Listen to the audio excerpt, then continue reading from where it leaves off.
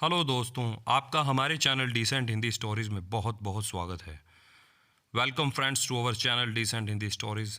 आज हम लेकर आए हैं एक कहानी, गौतम बुद्ध और एक गरीब आदमी की कहानी। यह बहुत ही अच्छी कहानी है, महात्मा बुद्ध जी की जीवन से संबंधित। शुरू करते हैं। एक बार महात्मा बुद्ध जी अपने शिष्यों के साथ चलते हुए एक गांव में आए। उन्होंने अपने शिष्यों के साथ कुछ दिनों के लिए गांव में रहने का फैसला किया। यह खबर गांव में आग की तरह फैल गई कि महात्मा गौतम बुद्ध उनके गांव आए हैं। लोग महात्मा बुद्ध जी को देखने आने लगे और वे अपनी समस्याओं का समाधान पूछने लगे। बुद्ध भी उन्हें उनकी समस्याओं के समाधान दे रहे थे, उनके सभी समाधान कर रहे थे। इसी बीच एक ग्रामीण ने, एक गांववासी ने बुद्ध से कहा, भगवान, हम सभी गांव में कड़ी मेहनत करके अपना जीवन यापन करते हैं और हम धन्यवाद करते हैं। उसने हमें जो कुछ भी दिया है उसके लिए सर्वशक्तिमान है। लेकिन हमारे गांव में एक व्यक्ति है जो कोई काम नहीं करता है और अपनी गरीबी के लिए सर्वशक्तिमान भगवान को हर समय दोषी ठहराता रहता है। वह हमेशा भगवान को कोसता रहता है और भगवान को गालियां देता रहता है। अगर हम उसे रोकने की कोशिश करते हैं तो वह हमें भी गाली देना शुरू कर देता है। हमें समझ में नहीं आ रहा है कि हम क्या करें। तो गौतम बुद्ध जी ने मुस्कुराते हुए कहा, आप लोग कृपया उस व्यक्ति को मेरे पास ले आओ। एक ग्रामीण ने कहा, तथागत। तथागत गौतम बुद्ध जी का एक नाम है। तथागत वह व्यक्ति बहुत कठोर है, वह आपको गाली भी दे सकता है और हम उसे आपका अपमान करते नहीं देख सकते, इसीलिए उसे यहाँ बुलाना उचित नहीं है। तो गौतम बुद्ध जी मुस्कुराए और कहा, चिंता मत करो, तुम उसे यहाँ लाओ। उसे कहो कि भगवान बुद्ध तुम्हारी समस्याओं का समाधान, तुम्हारी समस्याओं का हल कर सकते हैं। गांव वाले उसे पहले लाने गए। उस व्यक्ति ने जाने से मना कर दिया और कहने लगा कि बुद्ध पाखंडी है, वे सभी नकली हैं, मैं किसी के पास नहीं जाऊंगा। लेकिन जब कुछ ग्रामीणों ने उसे बताया कि बुद्ध आपकी समस्या का समाधान, हल, आपकी समस्या का निवारण कर सकते हैं, तो वह बुद्ध के पास जाने पर सहमत हुए। वह व्यक्ति बुद्ध को देखता रहा और कहा, आपने मुझे यहाँ क्यों बुलाया है? क्या आप मुझे बताना चाहते हैं? क्या आप भी चाहते हैं कि मैं सर्वशक्तिमान उस भगवान को गालियाँ ना दूँ? उस भगवान ने मुझे दिया ही क्या है कि मैं उसे गाली ना दूँ? उसने मुझे यह बेकार शरीर दिया है, लेकिन शरीर के लिए धन की भी आवश्यकता होती है। सर्वशक्तिमान भगवान ने क्यों नहीं दिया मुझे धन? मैं इस बेकार शरीर के साथ क्या करूं? ऐसा उस व्यक्ति ने बुद्ध जी से कहा। अगर आप मेरी पैसे की समस्या को हल कर सकते हैं तो ठीक है, अन्यथा अपनी बोरी बिस्तर पैक करें और इस गांव से बाहर निकलें। मुझे पता है कि ये सभी भिक्षु नकली हैं। बुद्ध उसको सुनकर गुस्सा होने की बजाय मुस्कुरा रहे थे। बुद्ध ने उस व्यक्ति से कहा, मेरे दोस्त, मैं न तो आपसे ईश्वर में विश्वास रखने के लिए कह रहा हूँ और ना ही आपको उस ईश्वर पर विश्वास न करने के लिए कह रहा हूँ। किसी व्यक्ति के सुख दुख का कारण उसके अपने कर्म हैं। इसीलिए यदि आप कड़ी मेहनत करते हैं तो किसी और को कोसने की बजाय आपकी पैसे की समस्या आसानी से हल हो सकती है। महात्मा बुद्ध जी की बातें सुनकर वह व्यक्ति उग्र हो गया और कहा, मुझे आपके व्याख्यान की आवश्यकता नहीं है। आप मुझे एक पाखंडी की तरह दिखाई देते हैं। मैं यहाँ केवल पैसे की उम्मीद में आया था। मुझे बताओ कि क्या आप मेरी धन से, पैसे से मेरी समस्या को हल कर नहीं कर सकते तो यहाँ से जाओ।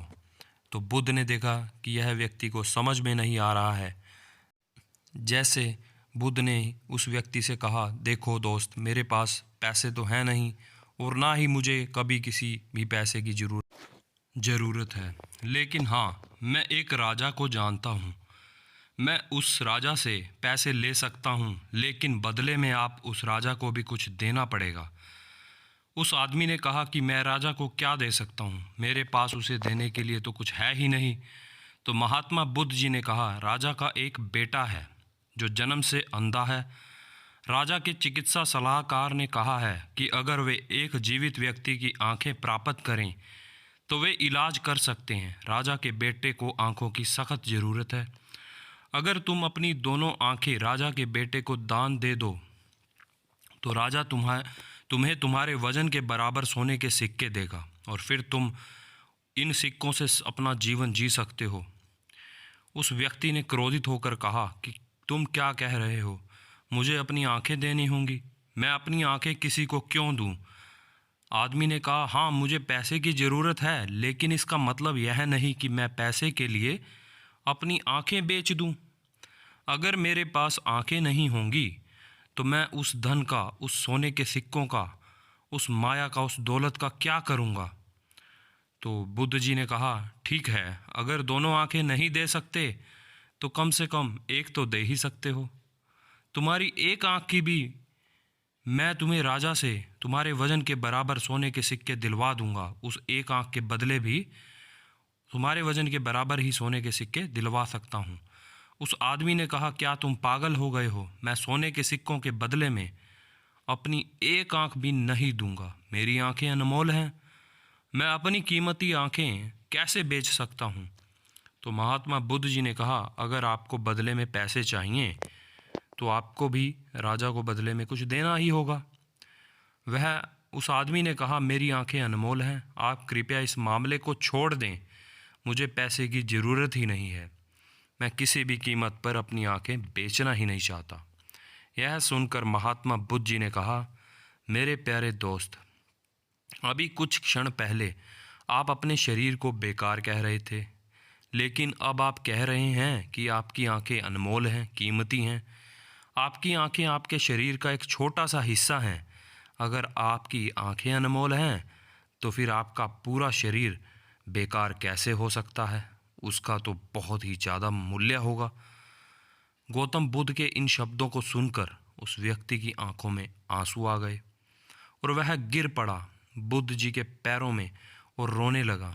बुद्ध जी ने उसे उठा लिया और कहा कि मेरे दोस्त, प्रकृति ने हमें यह अनमोल शरीर दिया है, लेकिन अधिकांश लोग इसे अनदेखा करते हैं और वे खुद को कोसते रहते हैं। कुछ क्षण पहले आप सोच रहे थे कि आपका शरीर बेकार है, लेकिन अब आप यह सोच रहे हैं, वास्तव में मनुष्य को जो भी मुफ्त में मिलता है वह उस वस्तु की कीमत नहीं समझता है। इसीलिए हमें प्रकृति का आभारी होना चाहिए कि उसने हमें यह अनमोल शरीर दिया है जो सभी जीवित प्राणियों में सबसे अच्छा है।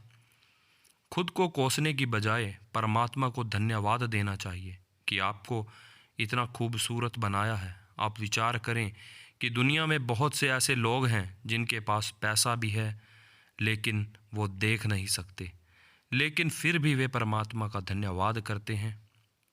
आपके पास तो आंखें हैं, आपके पास तो सब कुछ है।